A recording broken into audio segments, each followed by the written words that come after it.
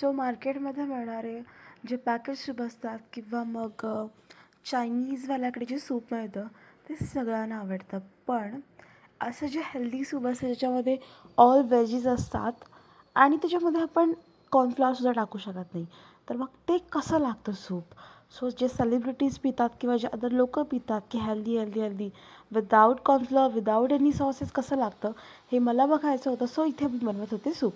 मी काय केलं की इथे तेलाऐवजी ना मी थोडंसं तूप ॲड केलं आणि त्याच्यामध्ये हे बारीक चॉप केलेला गार्लिक अँड जिंजर आणि थोडीशी ग्रीन चिली अशी मस्तपैकी परतून घेतली.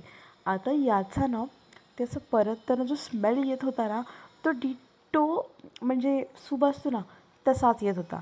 आता हे जे माझ्याकडे ना ज्या व्हेजीज होत्या त्याच्यामध्ये स्प्रिंग अनियन होतं, कॅरेट्स होते, कॅबेज होतं आणि तुम्हाला टमॅटोज हवं असेल तर टमॅटोज टाकू शकता, त्याची प्युरी करू शकता बेसिकली.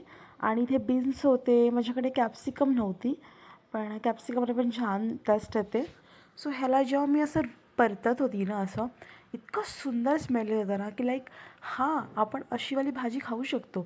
बस त्याच्यामध्ये थोडं सॉल्ट टाकायचं अँड ब्लॅक पेपर टाकायचं, दॅट्स इट अँड हेल्दी.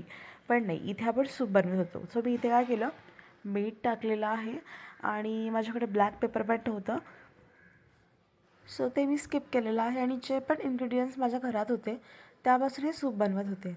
आता ह्याच्यामध्ये आहे ना आपण जितकं जास्त पाणी टाकू ना तितकं चांगलं. कॉज ना ह्याला जेव्हा आपण बॉईल करतो त्याला आपण समजा 3 ग्लास पाणी टाकलं तर ह्याला हाफ ग्लास करायचं आहे. हाफ ग्लास नाही सॉरी 3 ग्लास पाणी टाकलं तर मला 1 ग्लास करायचं आहे.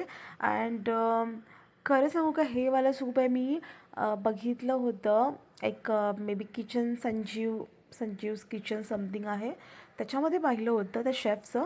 अँड हे एक्स्ट्रा फ्लेवरसाठी आपण लेमन टाकणार होतो.